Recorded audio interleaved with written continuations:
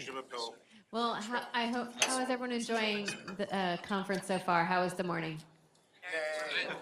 Great. Now, there's a lot of great choices for breakouts, so thank you all for coming to our EV charging session. And feel free to move forward if you were eating lunch far in the back and want to. But I think we've got a really A-plus panel here. I know them all well. I'm Elaine Buckberg. I'm a senior fellow in the Salata Institute. I lead our initiative on driving towards seamless public EV charging. And I used to be chief economist of General Motors, and I'm really excited to have a great group of people we've been working with in different ways in the past couple years since I've been here. So going in order, we'll present Brent Gruber, leads J.D. Power's EV practice, leading consumer insights, leveraging consumer insights to guide the auto industry's transition to electrification. And then right from the charging space itself, we have Ryder, who's manager of infrastructure planning and performance at Electrify America. Electrify America is the second largest charging network in the country and the largest open network. And Carrie and her team prioritize areas for charging investment and optimize site performance so you can have those good experiences. Commissioner Tim Echols, next up, is Commissioner of the Georgia Public Service Commission. And he also hosts a radio show, Energy Matters with Commissioner Echols. He is a tireless advocate for EVs.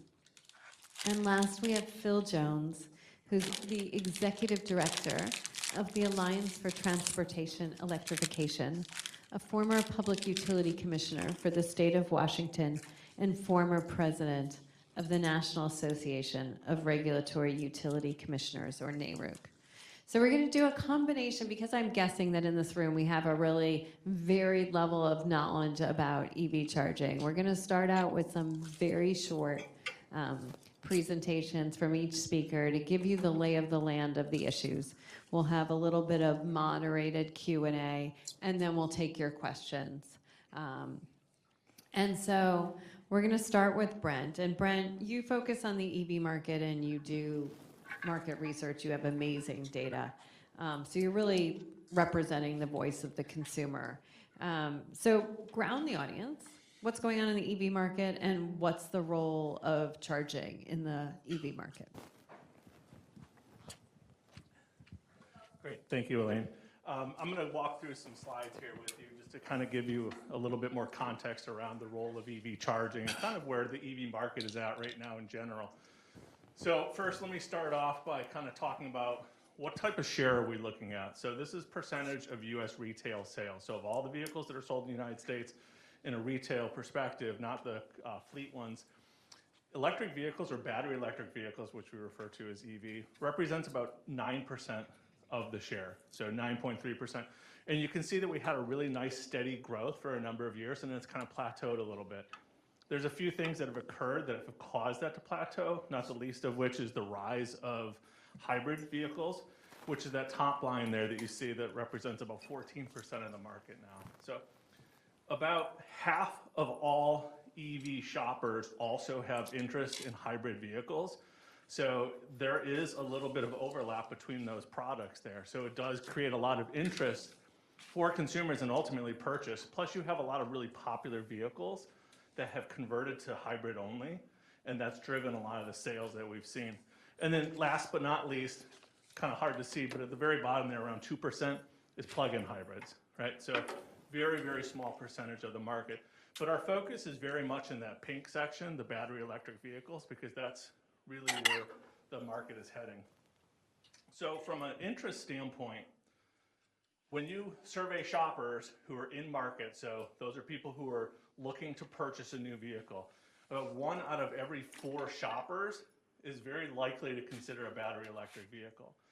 The good thing about that, despite all of this market upheaval and all this chaos that's been going on throughout the automotive industry as of late, there's been a really consistent level of interest from shoppers. That 1 in 4 has been pretty consistent. So it's kind of this glass half full, glass half empty perspective. And I tend to think that it's a little bit half full, because in spite of all of that's going on, there is still really solid interest there.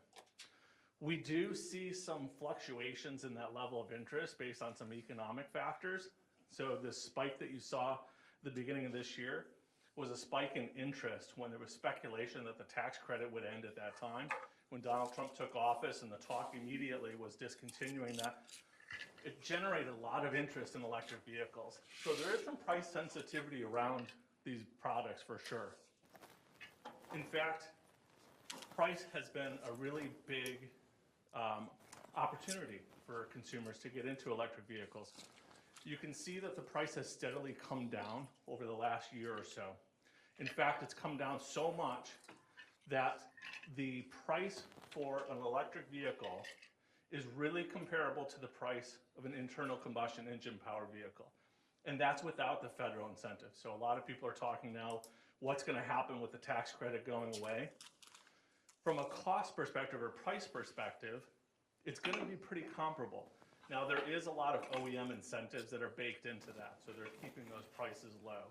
But right now, from a price perspective, it does offer consumers a really good alternative at a fair price. When you factored in that tax credit, that federal tax credit, it lowers that price considerably. There's no doubt about that. It has generated a lot of sales. It was very effective. So you're talking about a swing from around roughly $38,000 up to about $44,000 in the cost of an electric vehicle. So price is really important to getting people into products or electric products. But let's not be fooled. The number one deterrent is charging. So we do this study at J.D. Power that looks at those shoppers who are interested in new products or new vehicles. And then we survey those consumers who are rejecting, we call them EV rejectors, rejecting EVs, and we ask them why. Consistently, month after month after month for about 5 years now, lack of charging station availability has been the number one reason for EV rejection. But it's kind of hard to see on this chart here, but what you see on that right side in those circles are some decreases. So the rejection for those specific reasons has actually improved over the last year. So we're seeing public charging station availability as a reason for rejection getting better. We saw that with pricing as well. So there's some positive signs there on the rejection side. Now, we all know that public charging is growing. Carrie's going to talk a little bit more about this. Chargers are going in the ground. We're seeing them certainly much more frequently. The problem here is that the park or the population of electric vehicles is growing at a rate that's faster than the charger installation growth. And it's roughly growing at a rate that's about 2.5 times faster. So we know we have this challenge with meeting demand for charging, but unfortunately, we're not yet to that level where we're keeping up with the growth of electric vehicles. So we do this metric at J.D. Power that looks at the infrastructure, and it assesses how well the geographic areas support electric vehicle charging, public charging. And this score is a scale of 0 to 100. So obviously 100 is tops. And what that means is it puts it on parity with fueling an ICE vehicle. So if you think about how ubiquitous gas stations are, they're everywhere, easy to do. If this transition to electrification struggles and we have these gaps in charging, we won't replace the methodology, the types of products that we have now effectively and meet that need from a fueling standpoint. So there's a lot of gaps throughout the country, but it's not as simple as looking at this and just saying, okay, there's X number of electric vehicles in this area, so we need Y number of chargers, which is how it's typically looked at. So generally, stakeholders will say, there's X amount of miles, there's this many products in that market, so we need this many chargers. But really, when you take that and you look at this example here and you see, Nevada is one of the better states for infrastructure support for EV charging. And South Carolina is one of the lower ones. But when you overlay the customer sentiment piece to that, how satisfied are consumers in those markets with charging availability, it paints a little bit different picture.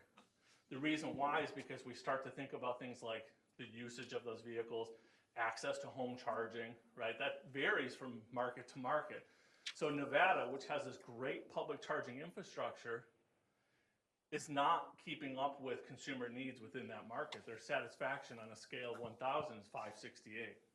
Yet South Carolina, which has seemingly a poor infrastructure for EV charging, is actually doing a really good job of satisfying consumers in that market. So it starts to put some context around, the role of public charging. It's certainly a big headwind for EVs. Looking forward, once this tax credit goes away, the million-dollar question I get asked as of late is what's going to happen when that goes away. So our expectation is that sales will decline a little bit. We've seen this in other markets. We've been studying other markets around the world, and you consistently see this immediate drop-off. But then you start to see it rebound. And so that's exactly what we're expecting here in the US. So I think it puts some context around just how important it is what we're talking about today, because the market is heading in that direction. We certainly are going to make this transition. It's not a matter of if, it's just a matter of when. This timing is going to be a little bit fuzzy through that process, but by 2030, we think that 1 in 4 vehicles sold will be a battery electric vehicle. So that's how critical it is what we're talking about here today influences the consumer experience.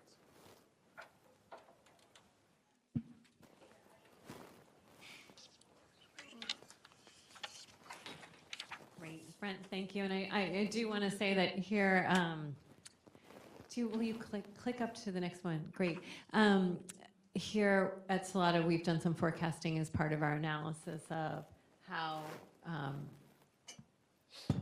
federal EV policy changes under the Trump administration have, and potential future changes may affect EV adoption, and we're way higher. At 2030, we're much more optimistic and at the top of your band, more in line with 40% in 2030, although there are some things that the model isn't perfect about. But I'm excited to next have Carrie talk about what's happening from the industry perspective. And I want to emphasize the audience how important Electrify America is. So I think most in the room would guess accurately that Tesla has the largest charging network in the country. How it's not open to every EV. Electrify America is really the other company with an extensive national network and a network, so you could really travel the country. And so Carrie really is right at the heart of the network that serves not only Teslas, but everyone driving something other than a Tesla. Great, thank you. So as everyone has said, Electrify America is the largest open, ultra-fast charging network. And as we said, that's a lot of caveats from the marketing team here. But the open references the fact that historically Tesla stations have only been able to serve Teslas. That's slowly changing, but we continue to serve all vehicles. And then on the ultra-fast side, that's how fast... Can you use your microphone? Is this not working? A little higher. Maybe can I use...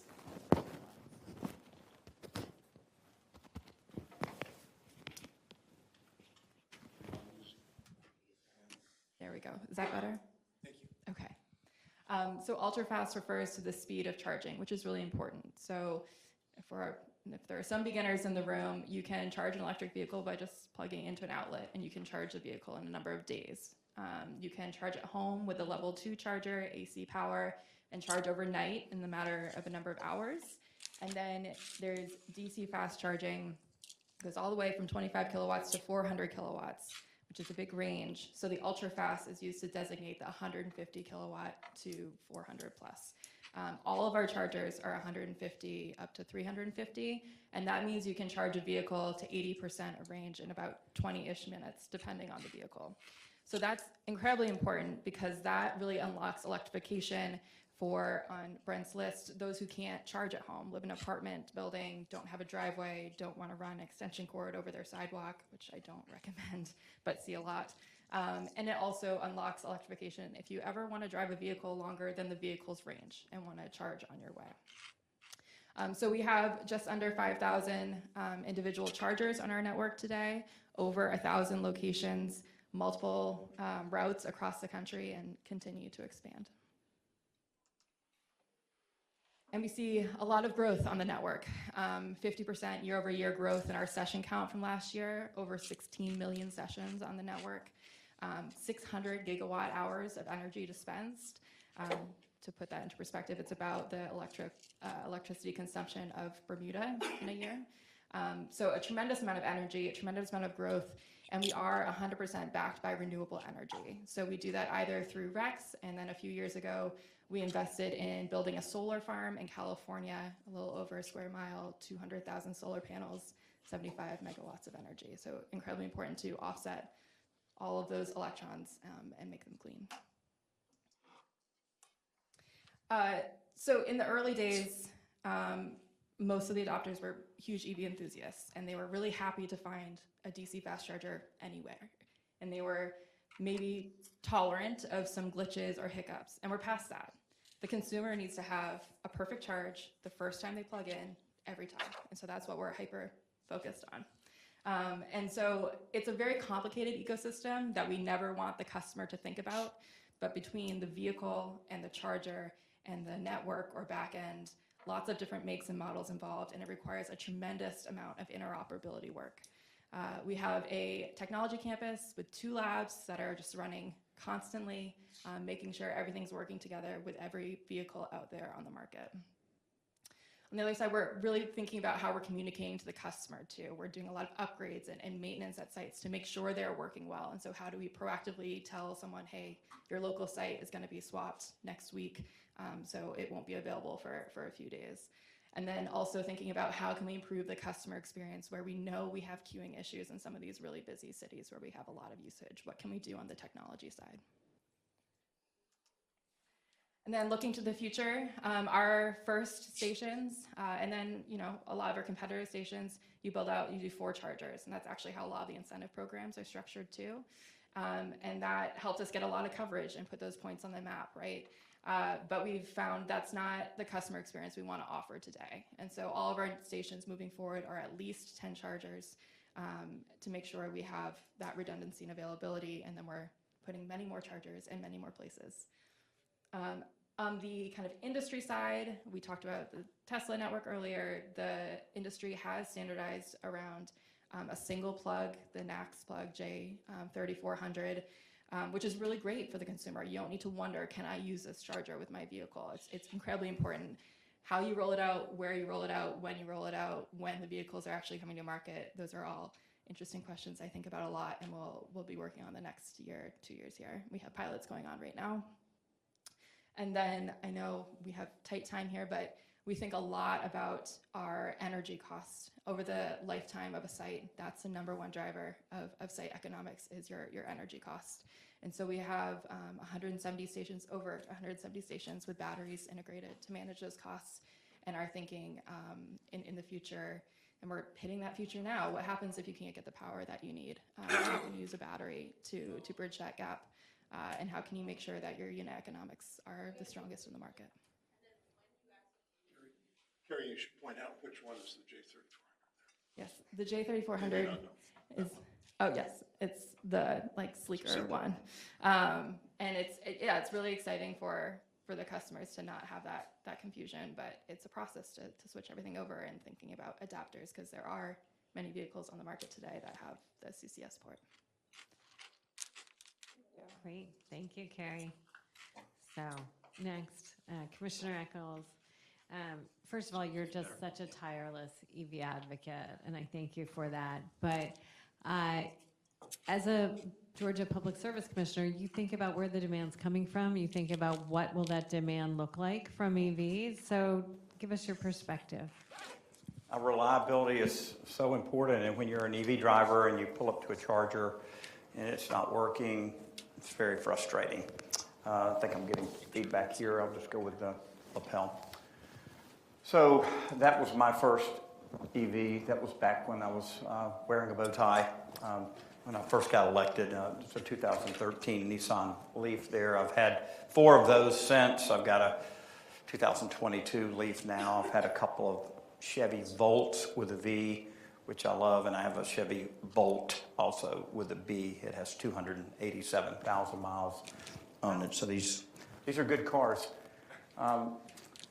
We were talking about California, and this is Pasadena, California, and a large charging array that they have on top of a parking deck.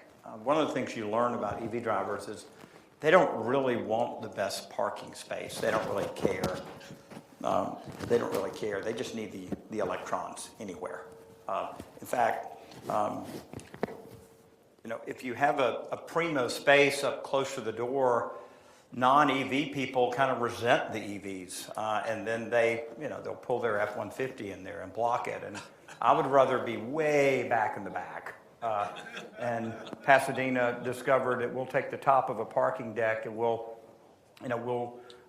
dedicate it just to DC fast chargers. And you can see Michael Picker here, the former energy advisor to Governor Schwarzenegger and to Governor Brown, and an EV driver himself. But the city of Pasadena has done a remarkable thing because they charge about a third of the cost of the power. That's why so many drivers come through Pasadena, fill up, and then go home.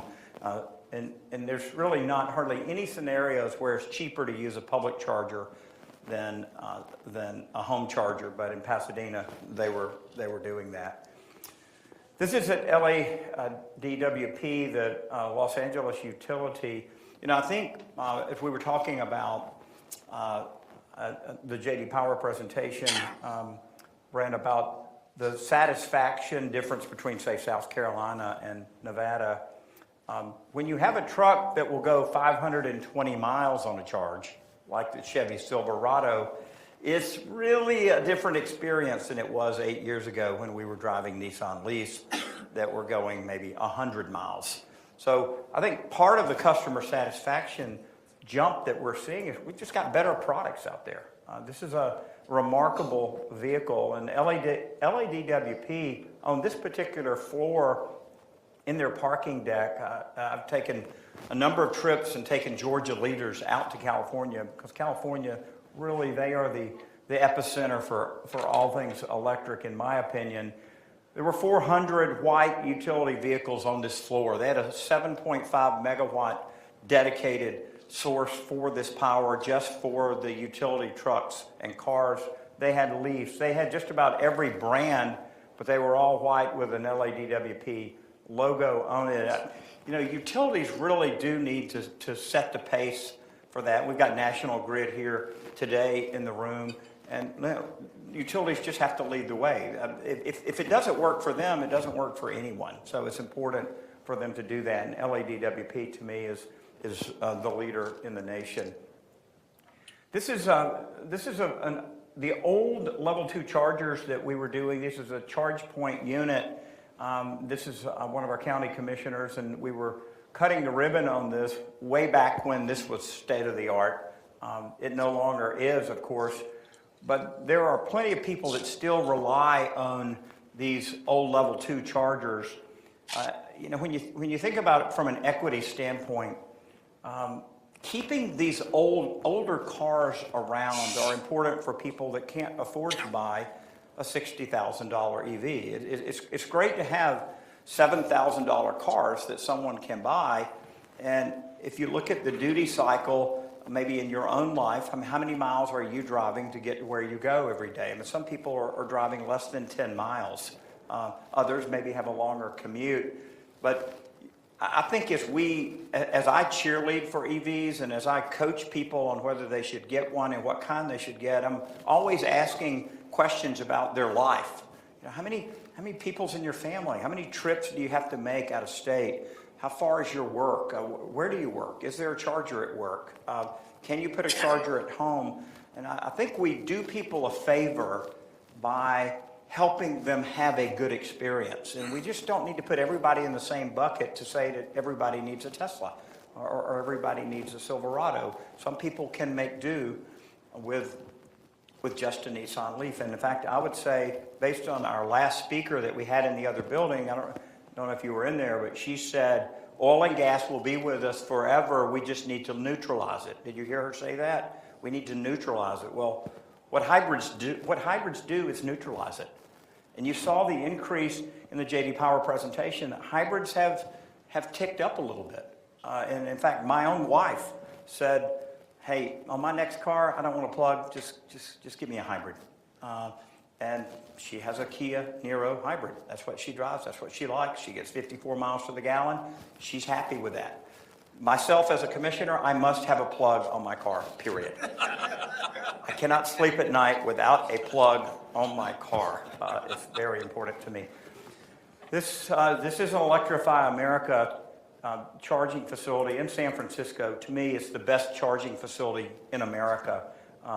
It's 20 stalls inside, air conditioned, 350 kilowatt, two restrooms, snack machines, 2 conference rooms, high-speed internet, security cameras, and 2 staff there 24 hours a day. This is the type of experience that if we're going to go from EVs being a mostly male-dominated car and having females, and excuse me, I am from the South, I am a little bit, old-fashioned, but I can tell you, you look, the next time you see an EV, you look over, yeah, it might be Dr. Buckberg up here driving, but most of the times when I look in a Tesla, it's a male driver. And I mean, males are, I think, disproportionately in EVs, and I think part of the reason is we must have a better charging experience. It needs to be something where you feel safe, where you feel like, this is something convenient, this is something easy. I'm willing to endure just about everything. Dirty portalets, unsafe environment. I will endure all of that, but my wife will not. So I'll stop there, Dr. Buckberg. Let's advance us the next slide. And Phil, one of the questions I get the most often, and one of the hardest questions to answer is the grid ready? And you have agreed to help the audience think about that as a former public utility commissioner. And Phil, again, leads an organization that brings together stakeholders, including utilities, to think about how we get to electrification. Well, thank you. Oops.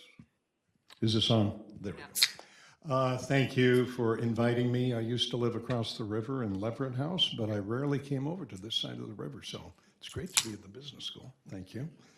And the quick answer is maybe. Maybe. We can do it. We did it in the 1950s and 60s when we had the air conditioning load come on. We did it in 1890 to 1920 when Thomas Edison and Sam Insull built out the grid, starting in Chicago. We built out probably what is the most amazing machine in the world, called the electrical grid.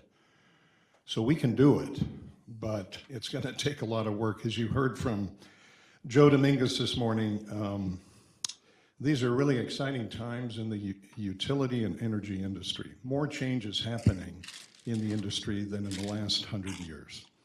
Technology, load growth, electrification. So these create tremendous uncertainties for the utilities, the energy planners, the governors, the legislators who are getting more involved in this sector now.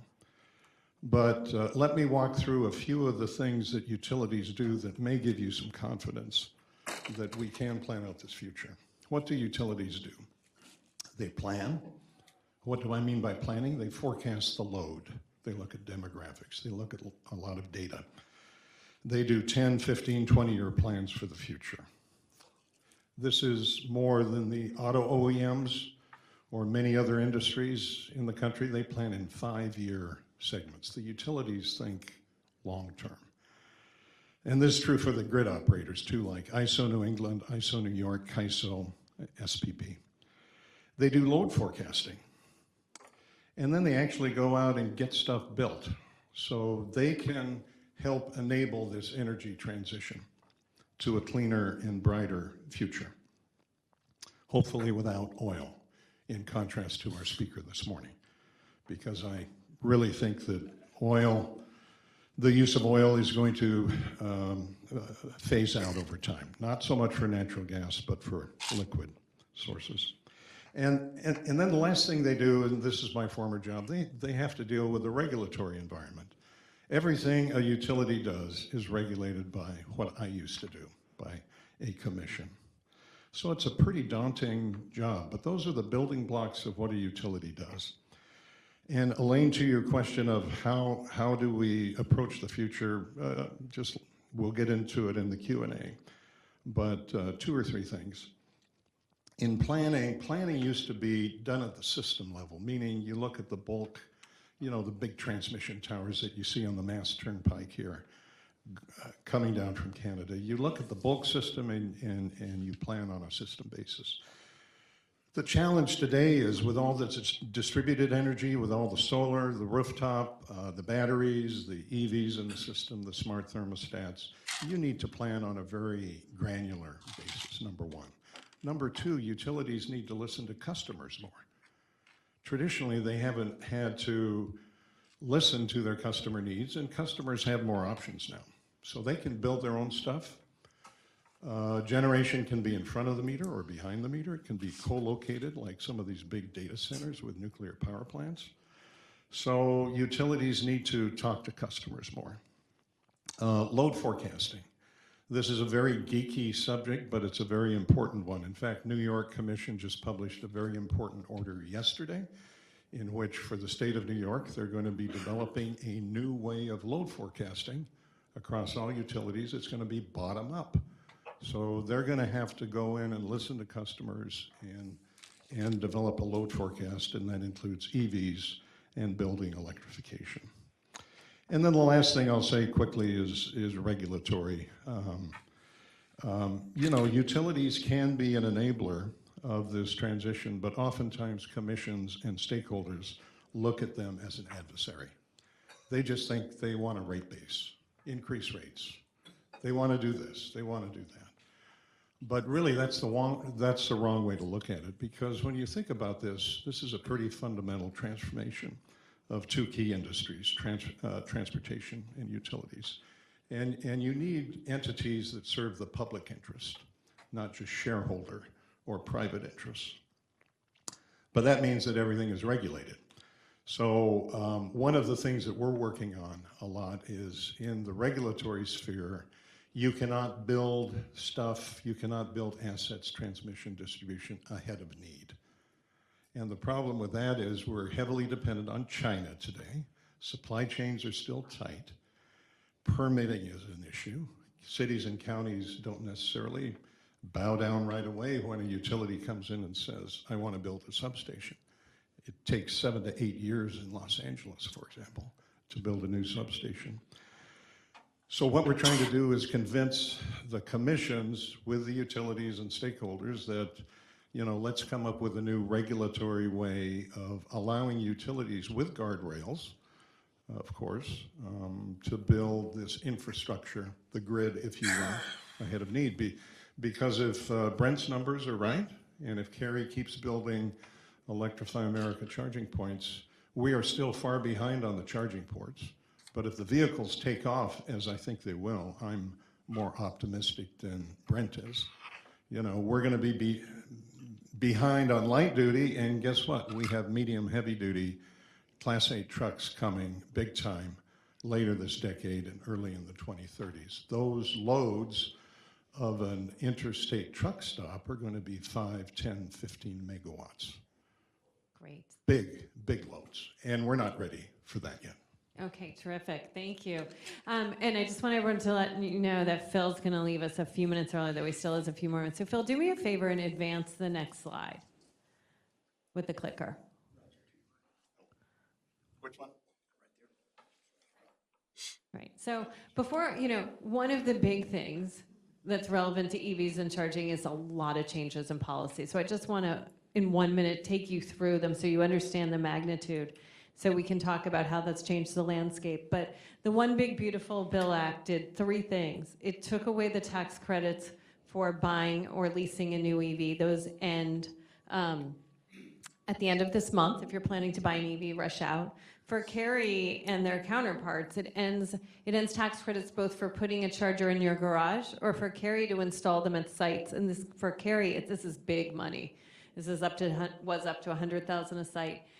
It narrowed some other credits. The $7.5 billion for charging in the bipartisan infrastructure law seems to be reinstated and soon to move.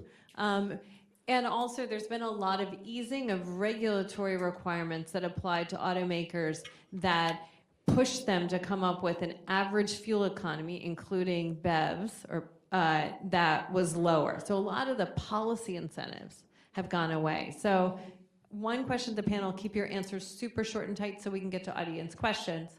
How is this affecting the landscape? And maybe, Carrie, do you want to jump on that?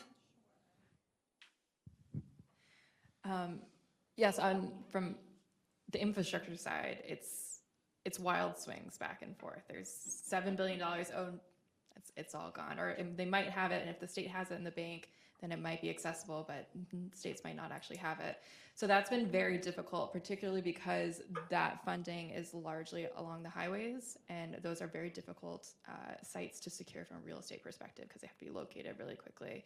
I think functionally, everyone's kind of keeping their head down. And what were you planning to build? And maybe you can expand that aperture a little bit as the funding comes in, but you just have to focus on where you need to build from a individual site economic perspective. Maybe it gets a little better, but not make too many assumptions and just keep going. So Brent, how much did you revise down your forecast of EV share of sales of 2030, just to give you a sense of like overall how this hits? Yeah, we did have to revise it down a little bit, and actually we're going to probably revisit it, and it probably will go down a little bit more. The one thing that I want to really call attention to on there is the softening of the emission standards. That's one of those things that's going to put some really negative pressure on EVs. One thing to look for, though, is what happens in Europe. Auto manufacturers don't want to make products for different markets that are very different, right? And so Europe has talked about softening their emission standards as well. If that does in fact happen, then it's going to put some really negative pressure on electric vehicles. Okay, we want to take some audience questions. It's not that big a room, so I'm going to ask you, if you want to ask a question, to raise your hand, then I'm going to ask you to stand up and speak loudly. Gentleman from National Grid. Name and affiliation, please. Sure, Steve Bottle, National Grid. I think this might be mostly a question for Brent, but happy to hear everybody's. I was intrigued by your slide that showed that it's the lack of charging of public charging that is the number one charge, right? The number one thing. But what I'm curious about is, if you've never had an EV, how do you know what the charging availability is? And is this one of those things where it's almost just, well, I work with somebody with an EV, and 3 years ago they told me there weren't a lot of charges, so I'm not going to buy one. And then if we do things like, I think it was Pasadena, where we put a bunch of DC fast chargers on the 6th floor of a parking garage that no one ever sees, like, is that a reality, or is that something where like marketing and education could get some people over that, right? Yeah. How much do I have to build? Great question. It really is a perception issue. If you look at the experience from owners, the experience with public charging really isn't all that bad, especially when you factor in home charging and how prevalent that is. There's a huge education component to public charging and overcoming that perception. That's what I think all of us up here have really been focusing on, trying to educate consumers on just how good it actually is, because they may not know that.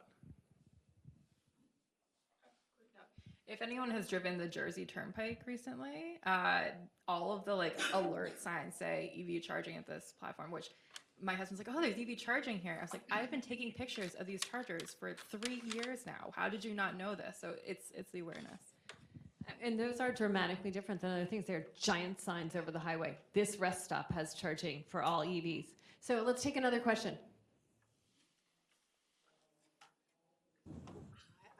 Stand up, name and affiliation, and speak loudly.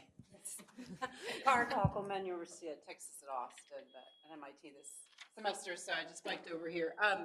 We just drove from Austin here in a very small, short-range Model 3, smallest battery I think Tesla ever sold, and there were lots of other vehicles at those stations, especially in Texas and Arkansas.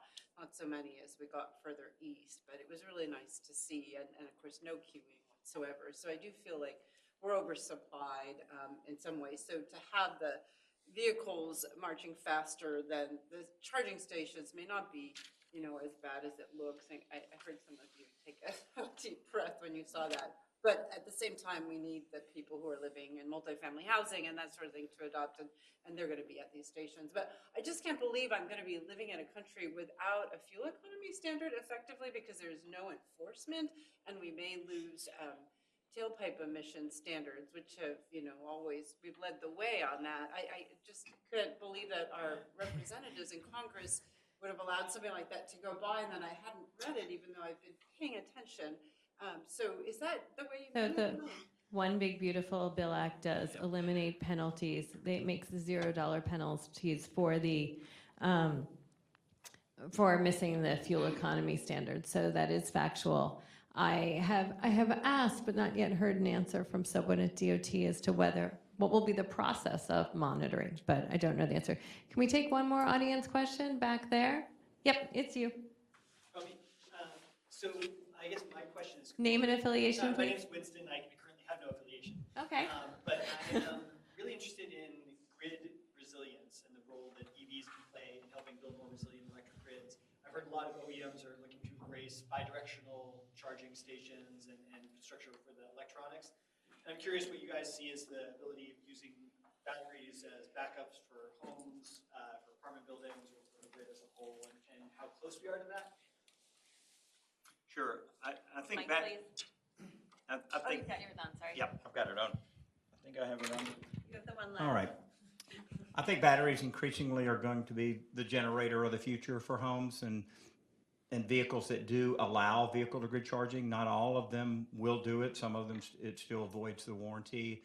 Vehicle-to-grid charging devices are still extremely expensive. So I don't think it's a thing yet. I mean, we're talking about it. I think it's, in theory, something that has tremendous potential. I know in Georgia, I had inserted into our IRP a school bus pilot vehicle-to-grid project for 2 school bus systems. So that money will get spent in January. So we'll see how that works. I just don't think we have enough data on it yet. Theoretically, I think it can be a good thing.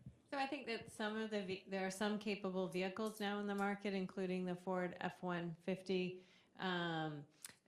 GM Energy and Tesla's equivalent are doing some testing, but it's very much in the experimental phase right now. And I think, how you're going to have your home give back and stuff, it's still and there's other complicated issues, like your battery will cycle more often. What does that do to your automaker warranty? So there are engineering issues, there are regulatory issues, there are a lot of practical issues. So I think we can take one more question right there in front. Hey, Miguel Moravec with the Rocky Mountain Institute. I do U.S. policy, and I wanted to ask Carrie, Tim, either one of you. Well, certainly NEVI's back, there's funding available for charging again, but what are the top policies that you're looking at in your states or you're looking at in Georgia to help make things easier behind the meter to deploy EV chargers even faster, like regulatory, streamlining, permitting, those things? What are your top 1 or 2 that you're looking for right now? It will definitely vary jurisdiction to jurisdiction, but adhering to permitting timelines, like local permitting timelines. Some states will have rules in effect where you have to approve permits within a certain period of time, but they may not be adhered to. And then the second piece that we think a lot about is in California, the line extension policies or Rule 29, that sort of thing. Our utility costs are very expensive and interconnection can be very expensive. So how we can mitigate that and help create the partnerships to have those dialogues at a site-by-site basis. And for me, it was putting EV Make-Ready money into the Integrated Resource Plan. It started out with $18 million in 2019, and then we bumped it to $53 million, and we just authorized another $53 million. The great thing about that is your company can get all of this stuff paid for, the wires, the transformers, the cabling, everything. The utility owns it, they service it. All you have to do is pay for the chargers. And what I like about it as a Republican is that there are multiple parties making an investment. So you're going to have to buy the charger. So this is not just some speculative charger we're throwing out there. You think you need it, you're spending money on it, and then we're going to turn around and let that utility spend upwards to $200,000 on your project that you're not going to have to pay for. And that's done an amazing thing for companies that want to add chargers at their workplace. And for people, if they got a charger at home and they got a charger at work, that pretty much covers about 98% of their life. So first of all, I want to thank our audience, and I'm thrilled to see that there are actually about 50% more people than when we started. So those of you who are here stayed and others came in, so thank you. And please give a round of applause for our tremendous panelists.